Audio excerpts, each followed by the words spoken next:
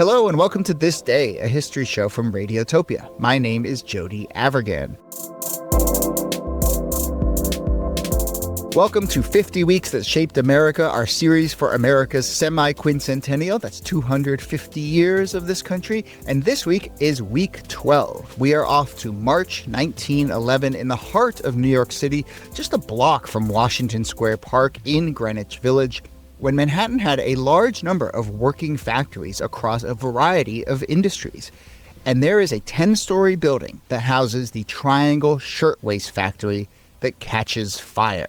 The fire started on the 8th floor, quickly spread to the 9th and 10th floors. Workers, almost all women, were trapped inside. In the end, 146 workers died that day, the largest workplace death toll until 9/11, actually.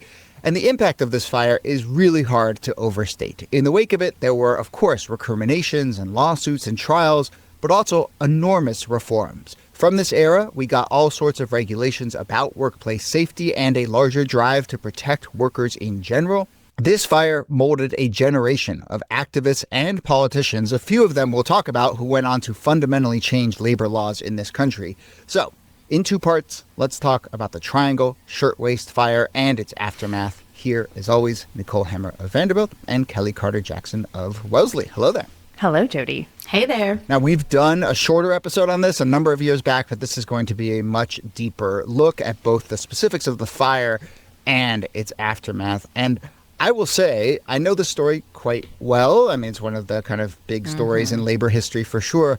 It never ceases to amaze me, the geography of this, right?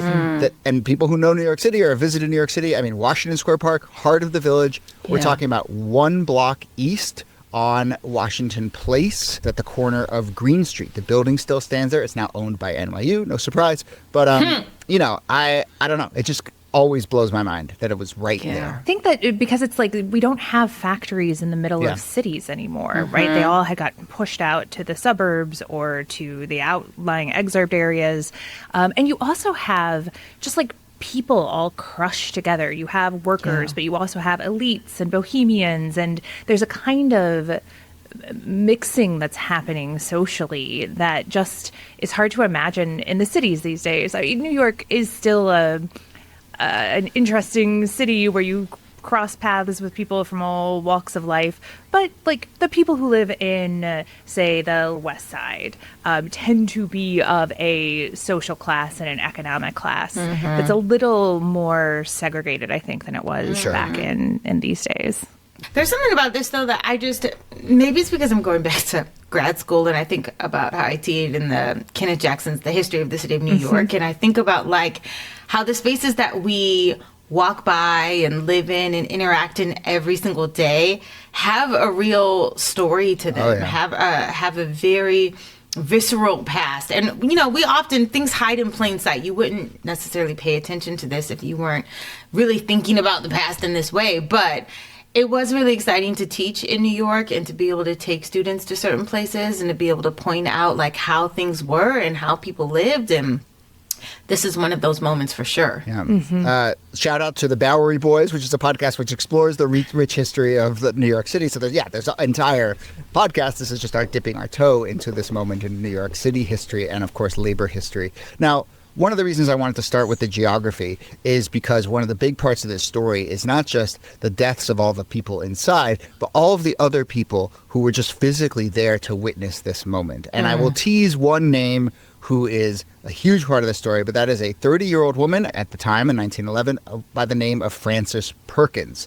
Now, she heard about this fire. She walked over from her day job at the time, and she saw it play out in real time. And I would say what Frances Perkins goes on to do, in many ways galvanized by what she witnessed that day, might be the biggest impact of the Triangle Shirtwaist Fire. We will meet her a little later in this episode and really talk about her reforms in episode 2. But after the break, we are going to meet the people who owned this factory, get a sense of how the factory was laid out, talk about the garment industry, and then, of course, talk about the fire.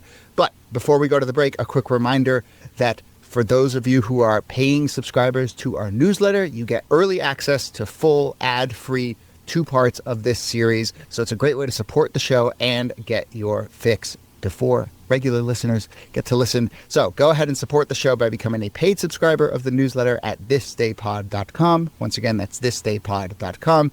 Either way, we will be right back with our look at the Triangle Shirtwaist Fire. I want to start by getting to know two of the key characters in this story. Two men by the name of Max Blank and Isaac Harris. Kelly, who are Blank and Harris?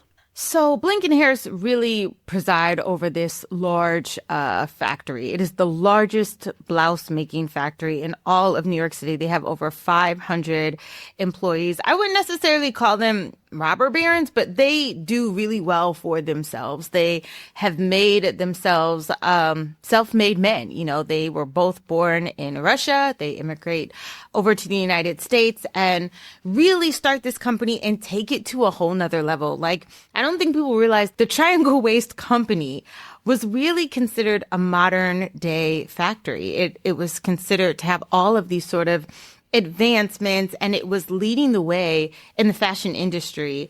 And people had a lot of deep respect for them. And people really had an appetite for what they were selling, which is this new sort of blouse that was much more comfortable and versatile than what women were traditionally wearing at the time.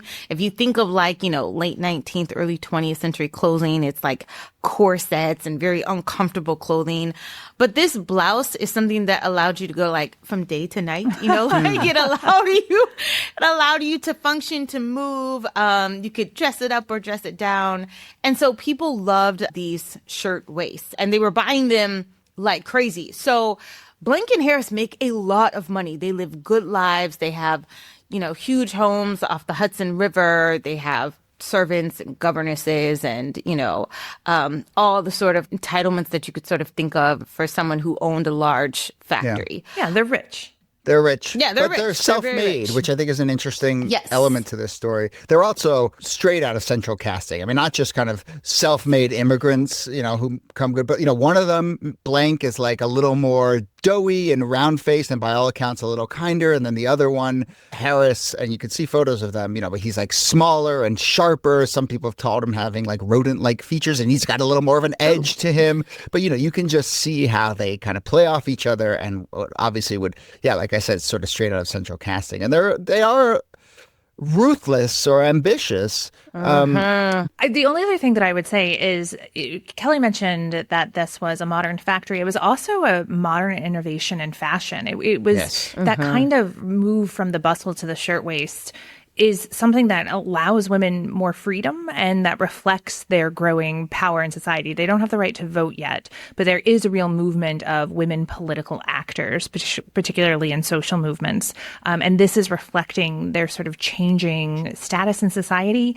And it's also the changing nature of consumerism in the U.S. Like, this is ready-to-wear clothing, which Americans are spending much, much, much more money on at the turn of the century. And in this case, it's a piece of ready-to-wear clothing that crosses class lines. Yes. So, like, working-class women are wearing them, wealthier women are wearing them. So this is an enormous market that the men are serving, and it's making them a lot of money, and it's also just reshaping the way that people look in this period. I mean, you say making them a lot of money. By some estimates, they're making, in today's equivalent, $25 billion industry that we're talking about here for shirtwaists. Or is that's what the industry is? That's the industry in general, right? So yes, okay. So they're not making $25 billion, but they're making a big piece of that. But they're part of a burgeoning industry, and they're seen as leaders. And this, to me, is one of the really most fascinating kind of themes of this story. Is that obviously we'll talk about how inadequate so much of the safety provisions were, but this factory was actually seen as modern and innovative. Yes. They were seen as kind of exemplars of, like, you know, the American dream of immigrants who come to this country from fleeing pogroms in many cases and, you know, and rising to the top. Like you said, the garments themselves are sort of have this progressive bend to it. So I'm just sort of struck. They're the shirtwaist kings. Yeah, but I'm struck by how much of this story is actually about progress and innovation and in many ways kind of empowerment ahead of time, even though we sort of remember it as this moment of like tragedy and oppression. Right, because I think the way that a lot of us heard this story through history classes and different things is that these guys were the equivalent of slumlords. Yes. Right, that the working conditions were so bad because they themselves were so bad. This particular factory was so bad. And I think it's useful to reframe that as this factory was considered kind of good for the factories of the day. And that allows us to see this as like a bigger structural systemic problem rather than just the choices of these two men. And, I always return to this notion of sort of speed, but like you could see how the industry is just so far outpacing regulation. And I think that's the tension at this moment, right, in the kind of 1910s and into 1911. But let's paint a larger picture of the industry and the people who are working in these factories. Obviously, we said $25 billion industry. That requires a lot of workers and a lot of new workers in order to pump out all of these garments. Right. So there's a story you can tell about immigration to the United States that looks like Blank and Harris. But the larger story is a period of mass immigration to the U.S. at the turn of the 20th century. A lot of Jewish immigrants coming to the United States. Roughly a third of Eastern European Jews leave Eastern Europe because of pogroms and other forms of discrimination and violence. They come to the United States. Many of them settle in New York, and many of them don't build factories and become, rich men with houses on the Hudsons, but become these factory workers who are living in poverty. And poverty that doesn't have any of the safety net that would develop over the course of the 20th century. And that extends to things like housing. If folks have been to the Tenement Museum in New York City on the Lower East Side, you can see what some of these tenement houses look like. They don't have airflow. A lot of the rooms don't have windows. They're small, they're cramped, they're hot. They're often places where people are working as well as living. So you might have the luxury of going to a factory during the day to work, or you might be doing piecework in your tenement room. Families lived 5 or more to a room. They slept in shifts. It was pretty tough living circumstances. A lot of them fled poverty, but it's important to point out that this is I would say a new kind of poverty. This is urban industrial poverty, right? Yes. And that has just a different nature to it. Yes. And the work is grueling to the point where there's not a lot of time for rest. If you think about the fact that you're having to sleep in shifts, because if you've got 8 people in one room and people are working all throughout the day and all throughout the night, there's not a lot of moments in which you didn't have downtime or have space. That just does not happen. It is a 7-day-a-week job for most people. And the hours were really intense. You're talking about 12, 13-hour days or more. And they're only paid $6 a week for that work. Yeah. You can understand better if you understand the conditions here, why the labor movement as it's rising is, 8 hours for work, 8 hours for rest, and 8 hours for what we will. Because for most people in a pre-weekend era and a pre-labor reform era, they are, as Kelly's saying, they're working 72, 84 hours a week. So they're sleeping in shifts, but that's basically all they have time to do is to sleep because they are working just these, I think today, kind of unthinkable hours for limited pay. And just as the tenements are pretty brutal conditions in a lot of ways, the factories too, even though they are getting better, they aren't the most comfortable places in the world. They're starting to be in bigger and bigger buildings. They tend to be very hot and sweaty. You don't get 15-minute breaks throughout the day. You get 1 half-hour break for lunchtime. And they're essentially sweatshops, right? It's a bunch of people packed into a room. In this case, just sewing all day long. Yeah. So we described the hours of the work, right? First off, we're talking about a lot of very young women. A lot of times we're talking about teenagers working in these factories. They're working 8 hours a day, as you said, or more. Half-hour lunch break, very little money. And it's all happening in kind of space and in new buildings that really didn't exist 10 years earlier. So, in Manhattan, for instance, you have the ability to build skyscrapers and build buildings that are 10 plus stories tall. So you get these massive factories, which is compared to just, a generation earlier, half a generation earlier, where we had much smaller groups of people in tenements or a few people gathered here today. But instead we have rows of hundreds of sewing machines that would run off of a single motor. And we have these large rooms where people are just crammed in and cranking out these garments. Yeah. And like we said, this is thought of as innovative and kind of cutting edge. And safer work, because so many of the industrial jobs of the late 19th and early 20th centuries, they were just deadly jobs. 100 people died every single day at the workplace. Imagine if we were putting up those kinds of numbers today. This is another kind of industrial jobs. Yeah. And there's in all kinds of industrial jobs across the industries. Whether it's shipping, mining, steel, railroads, any kind of industrial factory, there are no or very little safety protocols. I mean, there's no workman's comp. So if you lose a finger, or if you are burned badly, or if you are just exhausted and sleep deprived, that alone can lead to all kinds of accidents that can happen on the job. And so there were no guarantees for you if you were harmed or if you were killed.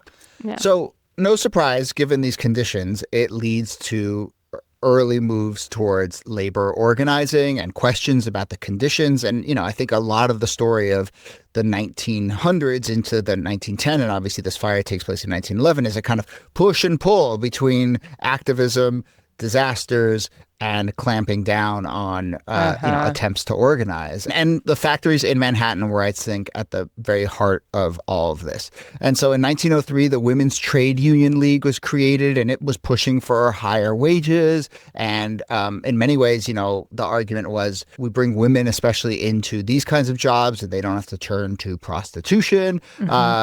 Jane Addams was part of it. Eleanor Roosevelt got her start in some of this organizing. And I want to take a moment and get your thoughts just on the kind of the argument that's being presented here, because my sense is that it's much more pragmatic about the way society is organized than it is like there are rights, and inalienable rights, and workers have, rights. It's not less about the treatment of these women and more about kind of we want to create conditions in which they can productively add to a society, right? Yeah, I mean, the progressive movement, which is what Jane Addams and the folks we're talking about were part of, was about creating a more rationalized, efficient society. And the belief was, if you could have cleaner air, if you could have a more regulated workplace, if you could protect people from dangers on the job, you would have a healthier, better educated population that would make for a better society. And it was kind of... It can feel kind of utopian in a sense, because that is a utopian idea of just you could regulate society into order. But it was very pragmatic, because it's not necessarily saying the liberation of all peoples. Right. Upton Sinclair, who we've talked about before, his book, The Jungle, where he goes undercover in a meat packing industry, is set right in this period, right? It comes out in, I think, 1906 or 1907. And he writes this book about the plight of the workers, right? He talks about the guy who falls into the vat and becomes lard. And he even talks about how he meant to evoke sympathy for the worker, but people read his book and felt sympathetic as consumers, right? They didn't want to eat lard that had rat poison and bodies in it. Yeah. Fair. Fair. And valid. Workers are people too. Yeah. Yes. And should have these kinds of protections. And so this is the atmosphere we're in, is where you have a lot of attention being paid to working conditions for a lot of different reasons that weren't always about the liberation of the worker or, workers of the world uniting. Right. I mean, I think it's just 10, 15 years later, but I don't think in this particular moment you're hearing too much talk about the dignity of work or bread and roses too. No. I mean, it's much more pragmatic, right? There's no soft life. Right. No, right. There's no quiet quitting. There's none of that. I mean, I think it's an interesting time as well, because as people are thinking about what makes labor practices not just efficient but fair, the response to that is violence. Yeah. The response on the side of people who are asking for, as Nikki said, somewhat rational demands. I would say more than rational demands about the working conditions that people have. And the response of employers is to say no, to clamp down, to bring in strike breakers if strikes are threatened. there's major pushback to this. So what might seem as something that's like, oh, okay, that makes sense. Yeah. You would be surprised to how much people were resistant to even, breaks to go to the restroom. Yeah. These reforms met such intense pushback. And even when you got the popular will to pass these reforms, for instance, there is a workers' comp bill that passes in 1909. But then there's that Supreme Court, boo hiss, who is going to overturn all of these reforms every time they get to the court. And so you have all of these revanchist institutions in society that are stopping this movement for reform at every turn. And so it is no wonder that it takes catastrophes to actually lead to meaningful change. Yeah.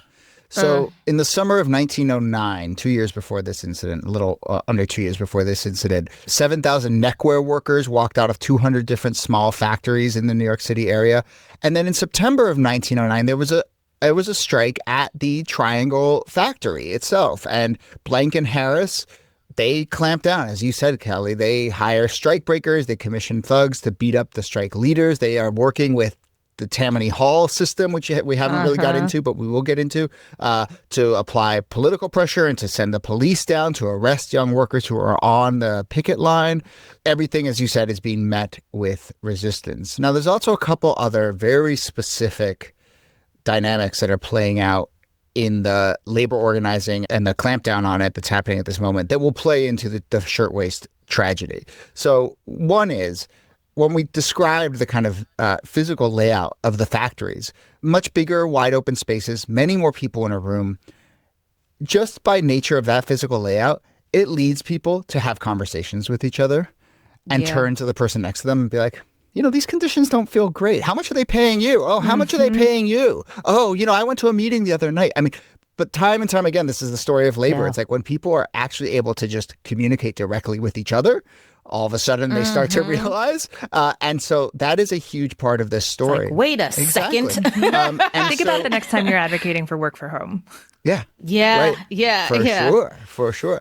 And so you start to see factory owners realize this and start to implement some rules. So for instance, and this is a little contested about whether this rule was implemented or not, but there was talk about the fact that a lot of times, a lot of the union organizing would happen on bathroom breaks, or union organizers would come into the building and wait outside and people would come out and meet with them and chat with them. So they started to heavily regulate who could leave the factory floor, how many people could leave the factory floor at a given time. There was also a lot of paranoia on the part of the owners about theft. And so this is definitely the case. They would only let people leave one at a time because they were checking them for stolen merchandise. I say all of this to point out that the egress out of this particular physical space is obviously a huge part of the story once it catches on fire. And a lot of that was put in because of paranoia around labor organizing. I mean, can I just say this somewhat related, unrelated, but I just remember having conversations with my dad about jobs that he worked when he was young, and he lived in Detroit, so everybody worked in the automotive factory, and he never wanted to do that. And he always said, he complained that I wanted a job where I didn't have to ask to go to the bathroom. And I was like, wow, that's major. Yeah. The constant policing, surveillance. I'll tell you when you can leave. I'll tell you when you can get up. Even the uniforms, the fact that he got to wear a suit to work as opposed to a uniform. There was something about his ability to choose what he wanted to wear, and drink coffee. That was also a sign of a worker that felt very white collar. I get to drink coffee on my job. Those little creature comforts. I don't even know if you can call them creature comforts, going to the bathroom, but it made such a huge difference in his own perception and outlook about what he thought might be possible for him when those limitations were taken away. Right. And I think that gets at the heart of the idea that Jody mentioned earlier, which is the idea of dignity of work. Yeah. That you have ownership in some ways, if not of the tools of labor, you have ownership of yourself in the most basic sense, but how meaningful it is to have some sense of control and autonomy. Before we get to the fire itself, I wonder if we can paint a little bit of a picture of just the larger era of reform and how people were starting to think about labor rights, because it's changing in this exact moment. And I think like so much of key moments in history, it's like a moment arrives when the larger conditions are right for it to have a huge impact. And there is this moment where there is much bigger awareness up and down the social ladder of workers' rights. And, I mentioned that labor strike in 1909 at the Shirtwaist Factory. It eventually 15,000 garment workers across the city are joining into a general strike. It's called the Uprising of 20,000 is what it's referred to. And that's in the winter of 1909.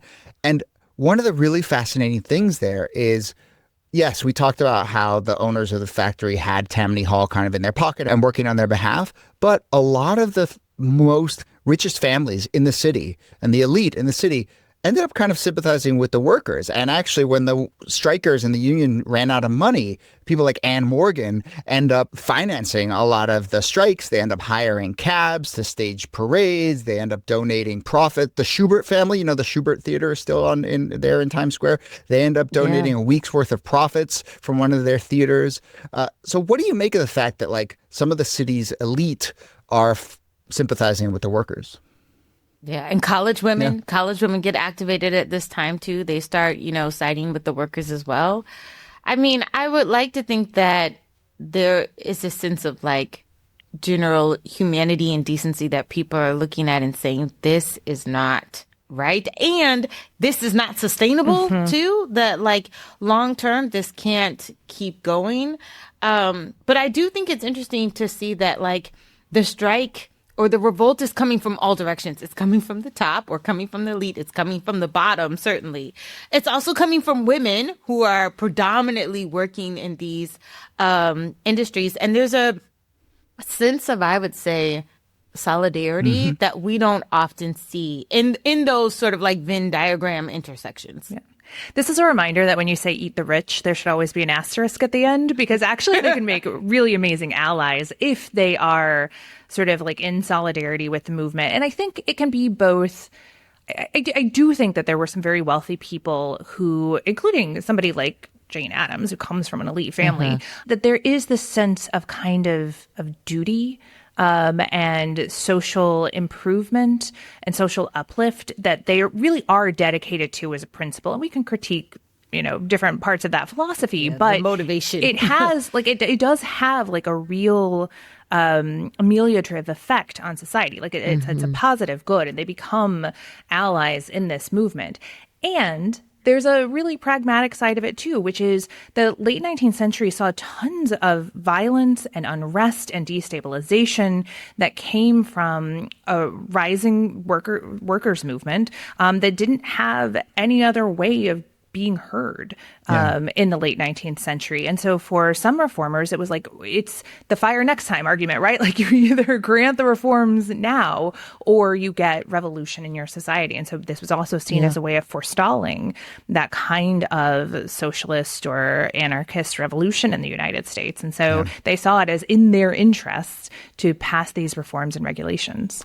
I agree with both of your analysis. I will also say I can't help, and I often find myself turning to this, but I can't help but think that there's also a cultural component to this too. And there's just you can just sense, and frankly, I think we're seeing it now. You can just sense that the cultural winds and the cultural cachet of progressive politics is starting to shift in this moment. And it's related to, you get these popular books, you get these plays, but I just at some level, like I think the ladies who lunch like to think about progressive politics and supporting those righteous workers, and the music and the art and all that stuff that's swirling around labor activism in this moment, I think is a huge part of it, and maybe explains how you get to bind together these people from all these different social classes, because it's just the sort of de rigueur movement.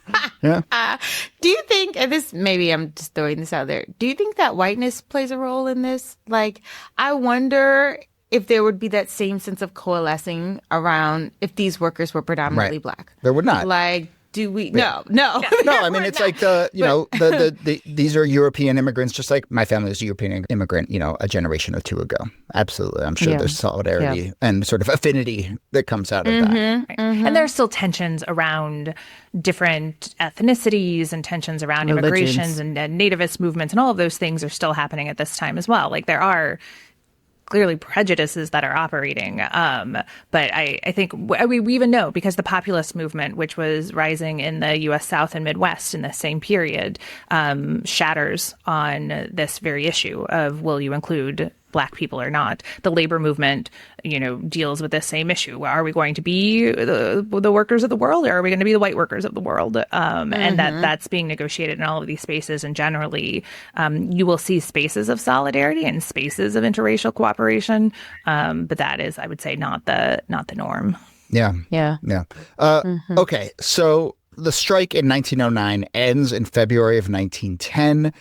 There are a number of reforms that come out of that strike. A number of the demands that the workers had been putting forward are met. There's better pay, shorter hours, equal treatment of workers who are in the union and workers who are not. What there isn't is a shutting down of the actual Triangle factory and any kind of physical reforms about the way that the space is laid out. And of course, less than 2 years later, or a year and change later, that would end up being the thing that made this fire such a tragedy. So let's go now to March 25th, 1911, when fire breaks out on the 8th floor of the Triangle Shirtwaist Factory. It starts at around 4:40 p.m. And by all accounts, a kind of pile of garments lights on fire, and it is underneath a much bigger pile of pallets and boxes, and the fire spreads from there. Do we have any sense of what actually started the fire? A cigarette, maybe. Yeah. Maybe possibly someone taking a smoke break and, throwing it away in a pile of trash, and that sort of igniting. But it's probably not clear, but that's likely the most culprit. And because you don't have smoke breaks, people aren't going outside in order to light up. They're sneaking a smoke in the corner of the factory, and that's where you have kind of unregulated matches and ash. Yeah.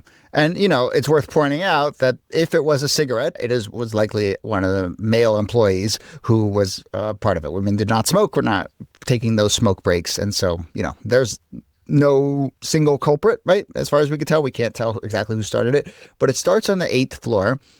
People notice pretty quickly that this is happening. They attempt to put it out. It quickly gets out of hand. The 8th floor is filled with smoke and fire. It is really the 9th floor where so much of the tragedy takes place. The fire kind of leaps up an air shaft from the 8th floor to the 9th floor in a matter of minutes. There are a bunch of other small, so much of this story, like many disasters, is just about kind of little turning points, a matter of minutes here, minutes there. If this person had done this, if this person had done this. But, apparently there was a telephone operator who had taken a break or run away when they saw fire and they couldn't be reached. And that cost them a few minutes in terms of really spreading the word to those on the 9th floor. What other details jump out to you about how this fire spreads? Oh, man. The thing about fire is that you're in a factory that has highly flammable materials in it. And so everything is going to catch blaze quickly. And when you're on the 9th floor, there are elevators for sure, but it takes a while to get those elevators up to you. And so I think about, the men that were working that were elevator operators. They can go up maybe 2, maybe 3 times to collect people, but then it's too late. They have to come back down if they're going to save themselves or anyone else. And people are literally trapped between a fire and a hard place. They have to consider if they're going to be consumed by the flames or if they are going to jump. And there's no surviving a jump from a 9th story building. And that's where the real tragedy is set in, where people are realizing that death is imminent and you really have to decide how you are going to die. Right, because you talked earlier, Jody, about how limited the egress from the building was, and there are just all of these all of these problems. It's probably not true that the doors were chained shut so that workers couldn't leave, but the doors did open inward instead of outward. So if there was a crush of people trying to get out, it was very difficult to open the doors. The fire escape, they did have a fire escape, but it only allowed 1 or 2 people to go down at a time, and it didn't go all the way down to the street. So people were kind of stuck, and it ends up falling off anyway.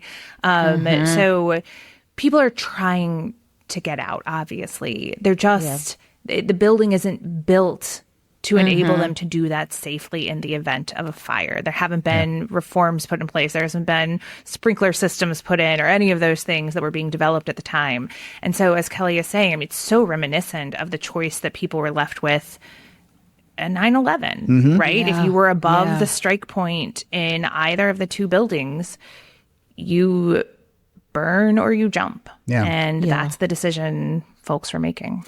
Let's take another moment to talk about the elevator operators, who are in many ways the heroes of this story. They make 2 or 3 trips up to the 9th floor. The interviews with the elevator operators afterwards, they talk about how the doors to the elevators open and there's just a rush of people and smoke and flames licking, and they try and get as many people in as possible and take them down, let them out, come back up. They're able to make 2 or 3 trips, rescue about 150 people, which is about half of the total number of survivors. It's a lot of people in one elevator. It's incredible, over the course of a few trips. And then, one of the elevator operators says after the fact that even if they'd gotten a few minutes earlier warning, they probably would have been able to rescue maybe twice as many folks. But this is all playing out so fast. We should say all of this takes place in about 30 minutes total. It's remarkable. There are a number of people who go up instead of trying to get out through the fire escape or by the elevator. And a group of people end up going up to the 10th floor and then onto the roof. And, we mentioned our 2 owners of this factory, Harris and Blank. They are both there on site. They respond in very different ways. So Blank, who we said was the kind of more rotund, genteel one, he apparently, by all accounts, is just paralyzed by fear and isn't able to really do anything. Harris, who we said is a little more hard-edged, a little squirrelier, he actually jumps into action, gathers people, tries to calm them down, leads them to an exit, takes them up to the 10th floor and beyond and up to the roof. Those people are largely able to survive because they are able to jump from the roof of the Shirtwaist building onto the roofs of nearby buildings and escape that way. So, a handful of people go up, a handful of people come down through the elevators, but then eventually the elevator shafts are not passable anymore. There are a number of people who survive. Some of these stories are just incredible. I have their names and I'll read you some of the stories later. But there are a number of people who survive by actually jumping into the elevator shaft and shimmying down the cables themselves and are able to get out of the building in that way. But as we said, hundreds of people are not able to escape. One other wrinkle here, and it's unclear how much this actually would have made a huge difference, but I think it's so telling about the kind of push and pull between progress and safety measures. The fire department does show up.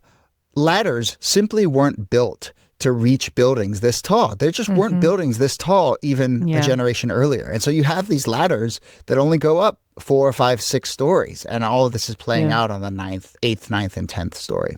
So that's part of it too. People also have nets down below, but the nets don't actually catch people jumping from that height.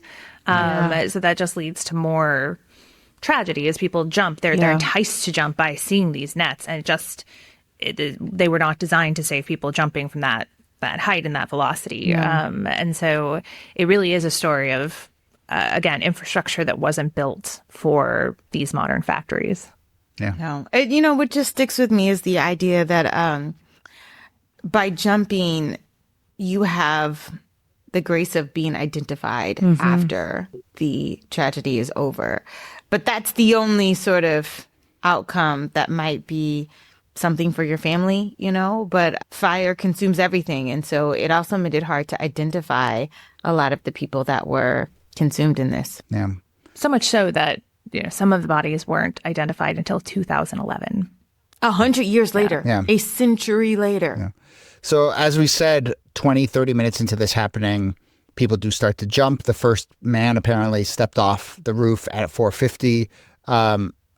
Some of the interviews with people afterwards and some of the writing about this is just kind of stunning. And one of them, one of the people who was discussing the people who jumped pointed out that a lot of the people in that room were immigrants, and a lot of them had seen the pogroms in Russia or tenement fires in New York City, and they kind of knew what would happen when flames consumed you. And maybe at some level, jumping left them some agency and some choice. But just to think about the choice that people had to make in that moment. My goodness, yeah. 54 people jump in total. Yeah, 54 people jump, 146 die in total.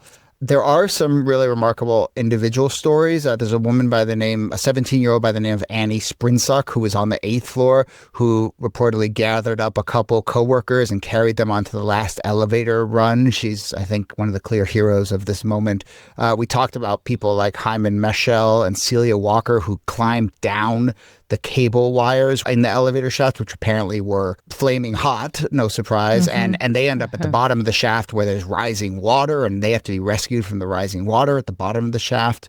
Families get broken up. A person by the name of Sam Bernstein survives, but his brother Morris doesn't.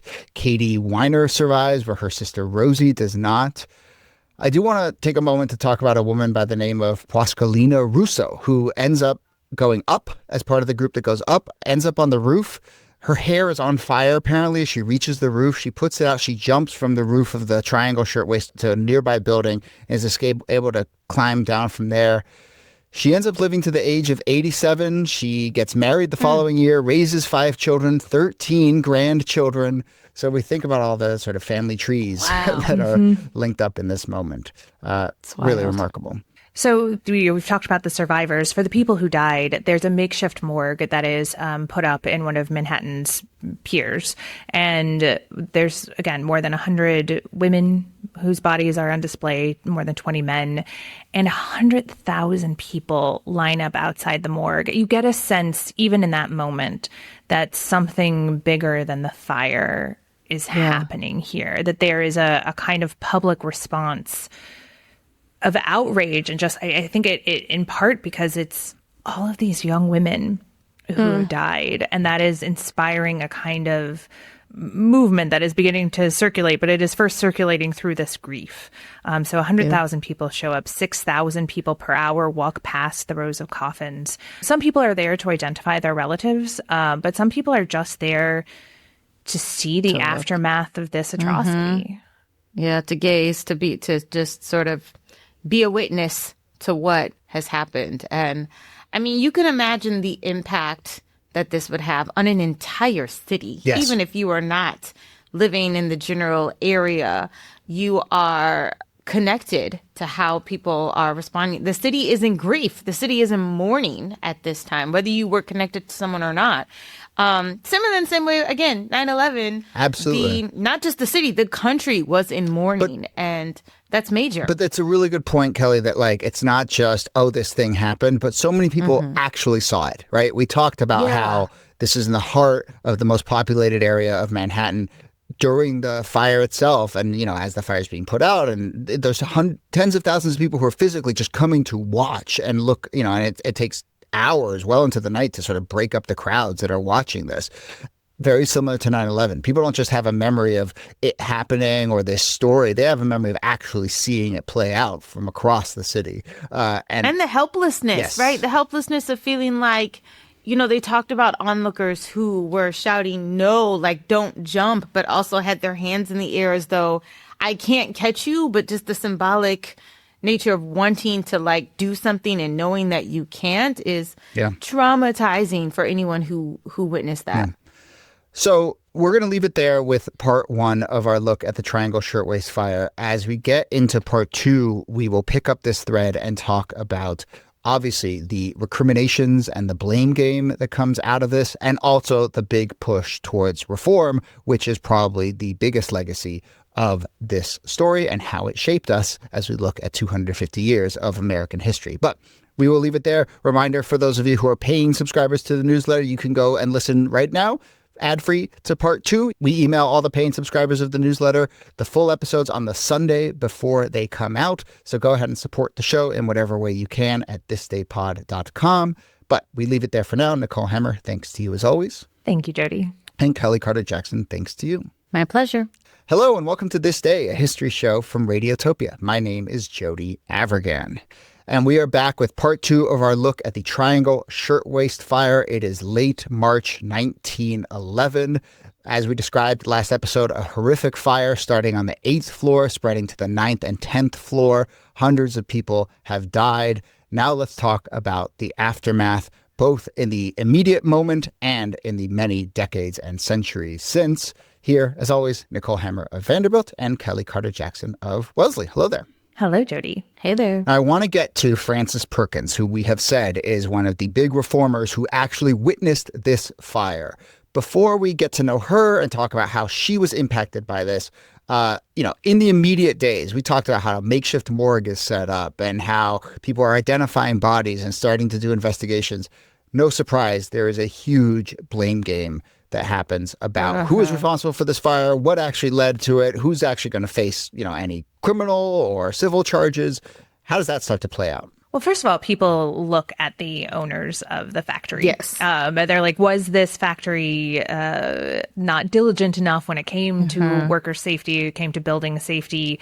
It was a time when there had been all of these innovations in fire safety. So firewalls and fire doors and fire stairs and automatic sprinklers, all of those theoretically existed. It's just that factories, by and large, almost entirely, had just not been fitted with them. It was an extra expense.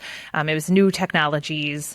So they weren't there. And it didn't make the Triangle Shirtwaist Factory an outlier not to have them. But they also didn't do like fire drills or building inspections. So there were ways in which they, weren't doing the most. Yeah. That and the fact that there are no proper exits for people to leave the building. There are rumors that start, of course, with any tragedy, the conspiracy mill is going to start rapid. And people are saying, well, they were locked in and you locked them in, or you did this on purpose, or you did this for their insurance money. Those ideas of blame started circulating rather quickly, too. Yeah. I don't want to downplay the real reforms and systemic reforms that come out of this, but I am struck by the fact that so many tragedies, the blame narrows down to who are the specific villains that we can pin this on, right? As opposed to thinking a little more systemically. And so the DA at the time, Charles Whitman, feels real pressure to get an indictment out against Harris and Blank. Meanwhile, Harris and Blank actually take out a huge advertising campaign for their shirtwaist to try and kind of repair their image, such as it is, and position themselves as a reliable manufacturer. They host reporters from the New York Times at their home. They start to sort of craft a story about how they were as much victims of this moment as anything. But there is a lot of public outrage, a lot of pressure on the DA. And it's not that long after the fire itself. April 11th, Harris and Blank are indicted on 7 counts of manslaughter, the first and second degree. The trial really starts to focus in on this question of the doors and the locked doors. And that is really what ends up being the kind of point of contention. The trial lasts all spring, all summer, into the winter. December of 1911, Harris and Blank are found not guilty. The jurors are basically, it comes down to sort of a technicality. The jurors are unable to say for certain that the owners knew that the door on the 9th floor had been locked. And so Harris and Blank end up walking as a result of this.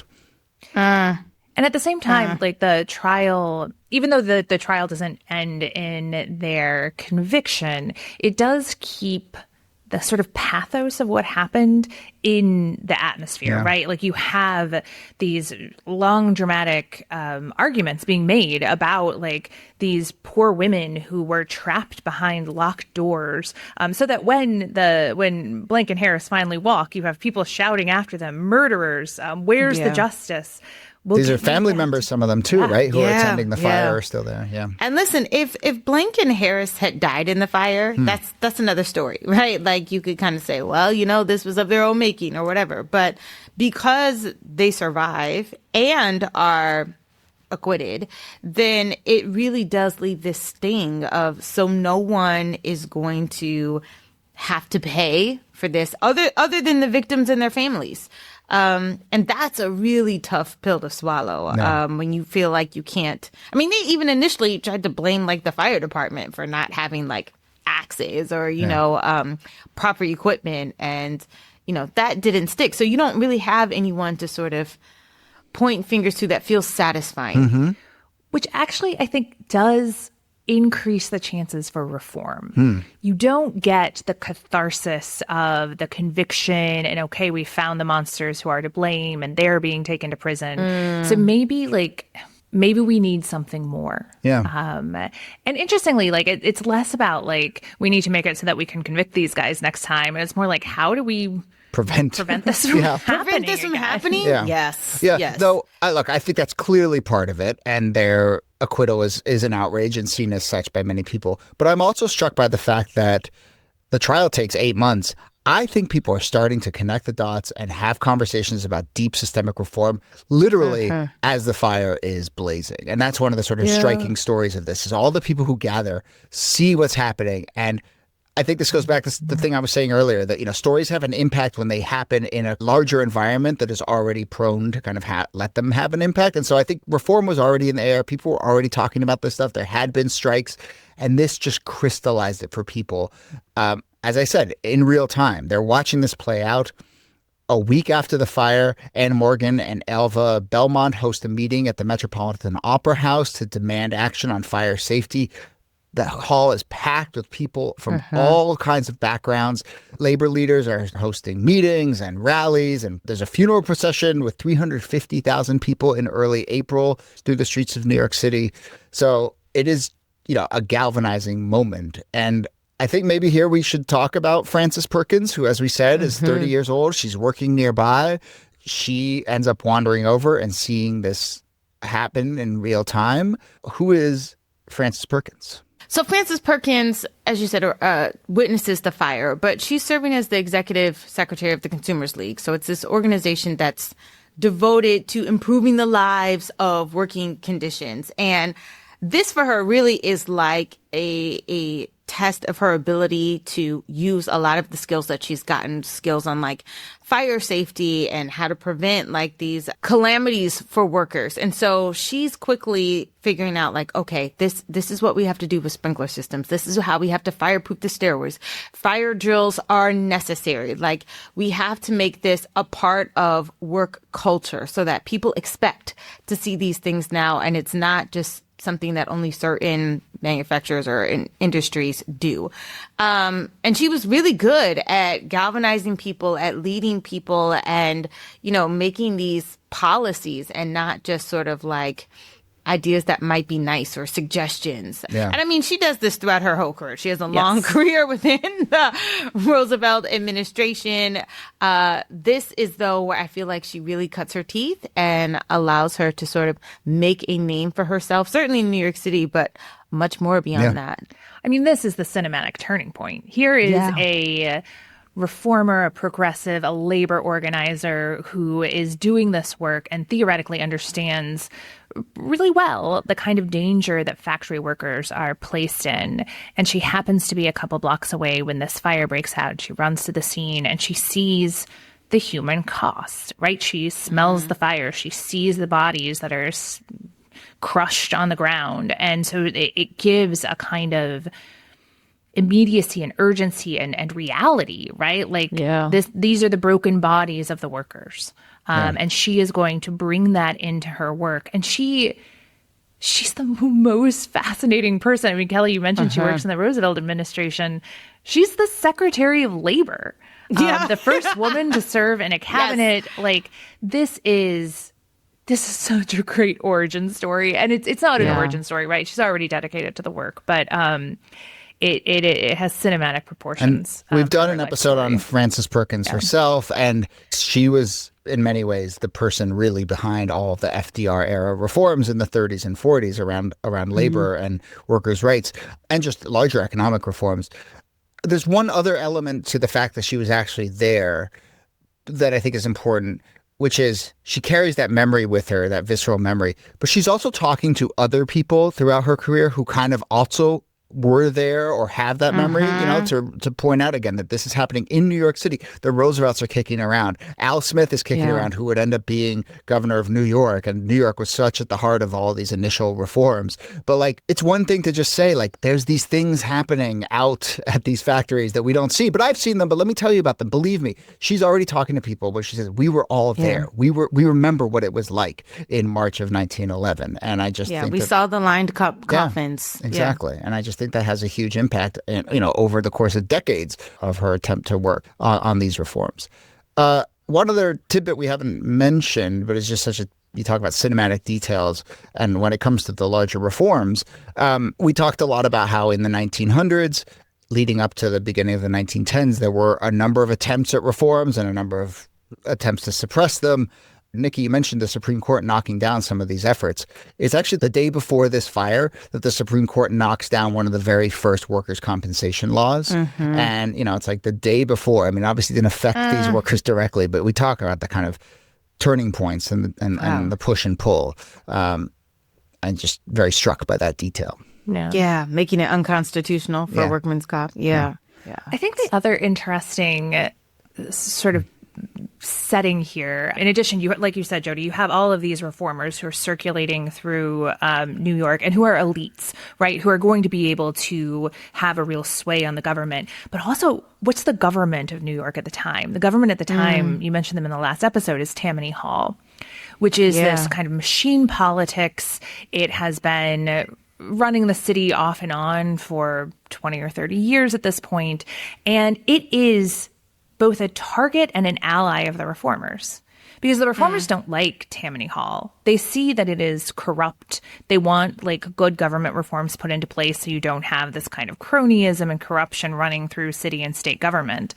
And at the same time, they're running the government. And so you have people like Al Smith, who comes to power. He's a Democrat. He's a Catholic. He's a wet. He's all these different things. He's coming to power through this Tammany machine. And he's one of the people who's talking to Frances Perkins and is like, I get you don't like this, but we have to get our hands a little dirty and we have to be pragmatic as we think about the kind of messy politics that actually leads to change. And so you kind of get this good government Tammany Hall alliance, especially as Tammany switches to be on the side of the workers, which actually makes up most of their base anyway, these immigrant workers in the city. And you get an alliance of convenience. We've talked about the hodgepodge of people who are going into making this reform period actually have an impact. And that's true nationally, but it's also true here in New York. Yeah. And as these group of Americans start to vote and really think about who they want to empower and who they want to speak to their needs, it behooves Tammany Hall to sort of make that switch because, working for the elite is not going to serve them. Yeah, I mean, it is remarkable how, 1909, Tammany Hall is backing the strike breakers and the thugs coming in to break up these picket lines. 1911, 1912, they're on the side of reform and the workers. And you're Kelly, that word behooves. I mean, I got to say, vibe shift, right? To me, that's part of it. Seriously, they're front runners. They're seeing where the winds are shifting. They're getting out in front of it. It's not a crisis of conscience as much as it is a sort of political expediency. But Tammany Hall does get behind this. A lot of the most powerful cronyistic folks in New York City are immediately singing a different tune. By the way, Tammany Hall, I went and looked it up because I've used that phrase so many times. I'm like, what does that mean, Tammany Hall? That was the actual physical building where the New York Democratic Party headquarters I did were. the same thing too. I was like, I use this phrase. Let me just make sure I'm using it correctly. So the actual physical building, which became, what's the word? What's the rhetorical phrase for that? A metonym. Yeah. Metonym? Yeah. I think it's metonym. Metonym. Yeah, that's right. So so referring to Tammany Hall was both referring to the actual elected officials and democratic power, but also the sort of larger ecosystem of cronyism around them, because they would all clock in and go hang out at Tammany Hall every day. But anyway, and that building's still there, and there's a nice, interesting wrinkle about what happens to that building, which we will get to in a few minutes. But let's talk about the reforms themselves. As we said, there's a real push coming out of this. The first wave of reforms, and a lot of this is happening obviously in New York City itself. The first wave of reforms, there's 8 laws enacted almost immediately. Automatic sprinklers become required in high-rise buildings. Fire drills become mandatory. Doors had to be unlocked and swing outward. And then you kind of see this wave of reform every 6 months, every year or so, and going up and up the chain. So first it's New York City, then it's New York State, and then all of a sudden it starts to really impact the country at large. But, there's 25 laws passed in the 1913 legislature that really reform labor laws broadly and help paint a picture how much it expands from just like, well, there need to be sprinklers inside these factory floors to a larger conversation about workers' rights and workers' dignity and, the labor practices in general. I mean, it's banning child labor. It is putting in place protection for women workers, maximum hour laws, discussion, if not passage, of minimum wage laws. All of these reforms that had been burbling up for decades at this point suddenly have a political outlet. And again, they still have to get past the Supreme Court. But they are on the books now, and there is real public support and real political and elite support for so many of these changes that are being put in place. And it's changing, workers' comp laws, all those kinds of things are being put back on the table no matter how many times the Supreme Court overturns them. And so there is this kind of persistence that the reformers have because they feel the wind at their backs. Yes. And that becomes, I think, it shifts people's expectations. Like what should you be entitled to when you go to work? What should be guaranteed? What should be required? What should be completely off the table? And things like, we take for granted a 40-hour week, but people were pushing for a 54-hour work week. And they were still getting pushed back. And I was like, 54 hours? Those are there's still resistance, but these changes, I think, start to put cracks in the foundation so that, you fast forward a few decades and now all of these things seem standard to us. But back then, it was extremely revolutionary. And it gets institutionalized in this period. That's what's so important is in 1913, you get the National Safety Council, which is a nonprofit organization that's dedicated to workplace safety issues. Al Smith goes from being a local figure to a New York figure to a national figure. He is going to be part of the Democratic conventions in 1924 and 1928. And he ultimately gets passed over for Franklin Roosevelt, who is another New York-based reformer, who is then going to entrench these policies in the Democratic Party platform. And now you've gone from these being kind of fringe ideas to being the core of one of the two major parties that is about to have generational dominance in the federal government. One of the things that I will say I think about this is I've been contemplating teaching a course on reparations and what that looks like. And the repair is not just about policy. Like there were people that, sued. There was a civil suit case for this. And the victims were granted about $75 each, which I don't know what that looks like given for inflation. Certainly it's not money you can live the rest of your life on. But what does it look like to repair victims in this way, to make it right, to compensate for people that have lost their lives, or even for people who are just very badly burned or had smoke inhalation? Those are things I think about too. Like, how do you repair this beyond policy at the interpersonal level? Because at the time, $75 was the reparation for the workers.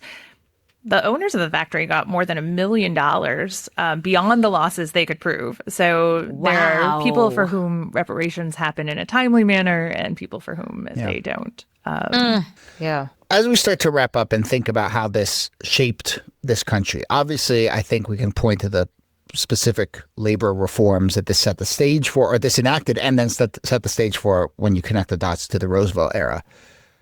In a larger sense, what is the story of how activism and culture and politics intersect with each other? Because I read this story, I look at this story, and I think, gosh, it really took this deep tragedy to galvanize people to make political reforms.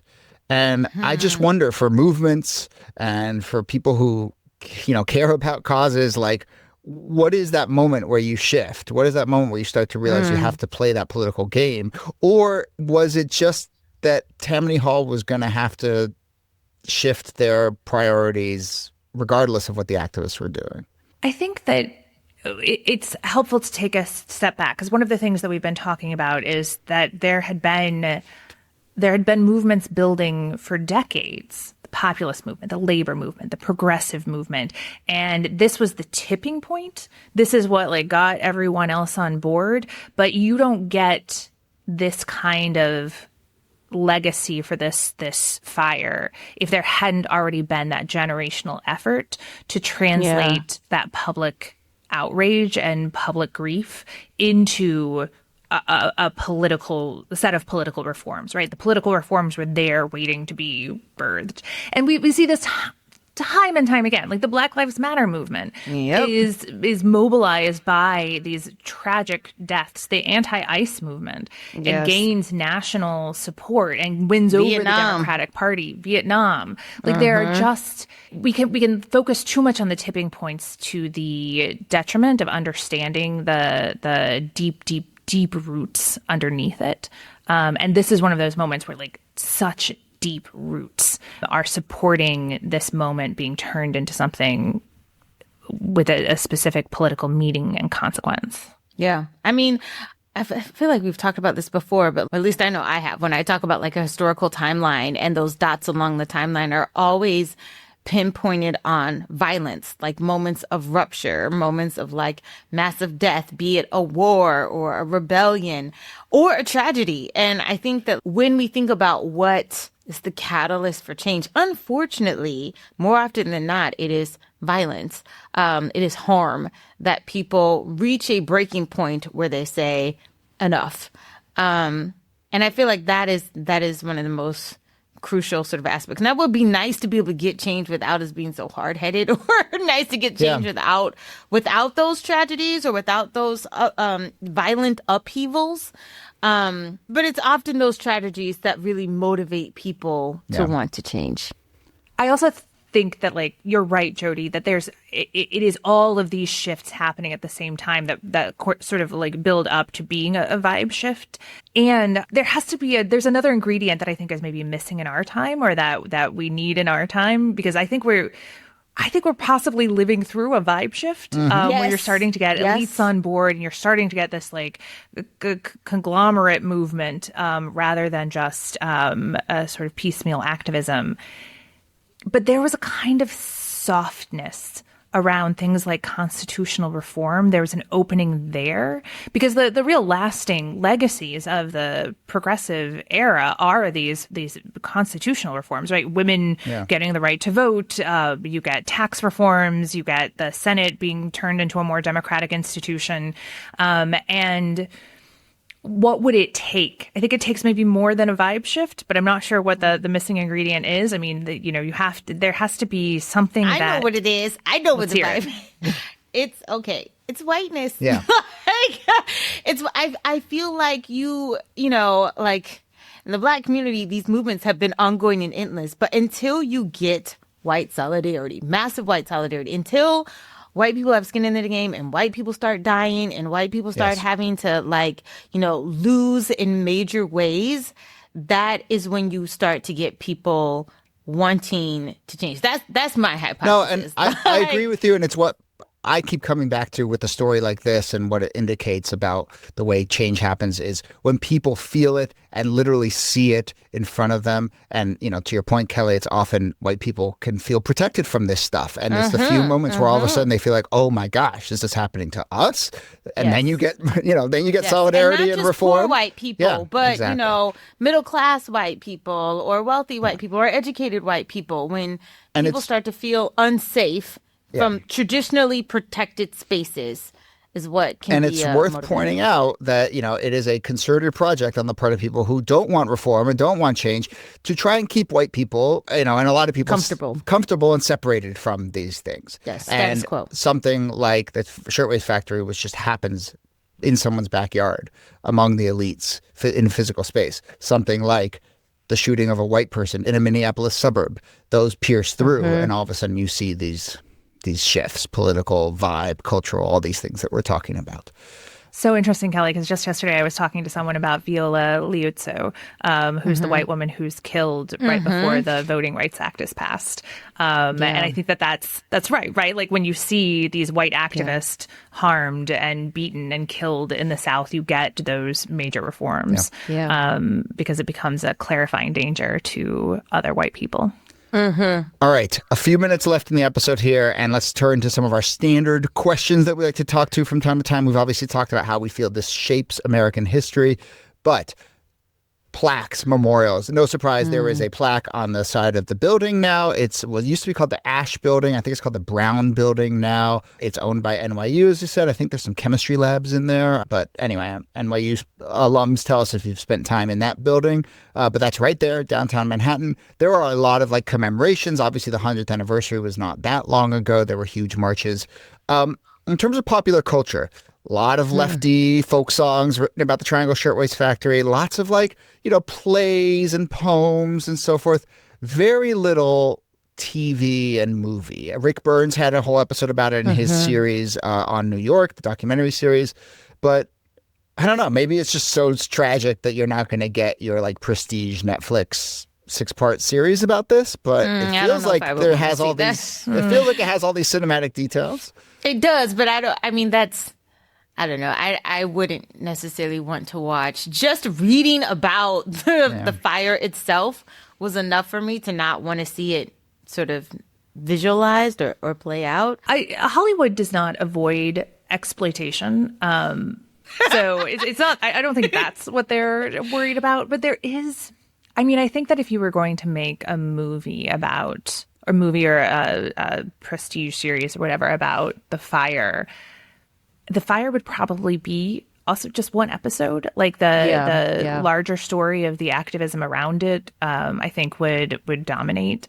And maybe that's a movie they'll make one day. Listen, I'll watch a film on Frances Perkins all day, any day. Yeah, that's I true. would absolutely want to see something like that. I think that would be cool. But yeah, I do think it would be a moment, kind of like the way that they do sort of like Titanic or something like that, where you have this moment, but then there's a larger story about the political landscape. And it goes generations and generations. Yes. I'm into this. Yes. Okay, so this is like episode 1 and 1.5, and then you follow Perkins, and then you meet FDR and all that stuff. Yes. Yeah. Okay, I'm into it.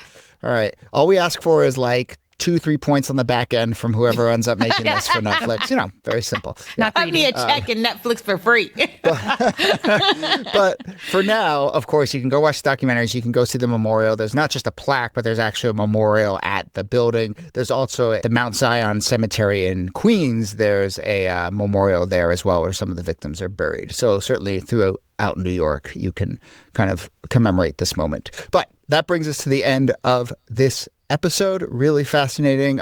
In the next few weeks, we are turning to many other different eras and different stories that shaped this country over the course of 250 years. We're talking about Fort Sumter, Martin Luther King, Bay of Pigs. We're going to talk about the building of the Golden Gate Bridge. Lots more on the way, but we will leave it there for now. Nicole Hemmer, thanks to you as always. Thank you, Jody. And Kelly Carter-Jackson, thanks to you. My pleasure.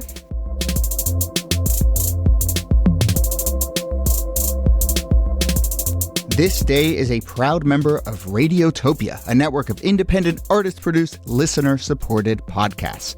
Don't forget to sign up for our America 250 Watch newsletter. Every Thursday, you'll get exclusive access to analysis and information about the semi-quincentennial, commentary from our team, and a list of fascinating things that happened that week throughout history. And on Sundays, for our paid subscribers, you get early, ad-free access to our 50 Weeks That Shaped America series, plus other bonus conversations throughout the year. Join in, find out lots more, support the show at thisdaypod.com. You can also follow This Day Pod on Instagram, Blue Sky, and on YouTube. Get in touch with ideas or feedback at thisdaypod@gmail.com. Jacob Feldman is our researcher. Colin Nakua does our transcripts. Special thanks to Audrey Martovich, Yuri Lasordo, and everyone at Radiotopia. Extra special thanks to you for listening, subscribing, rating and reviewing, and telling others about the show. My name is Jody Avirgan. We'll see you soon.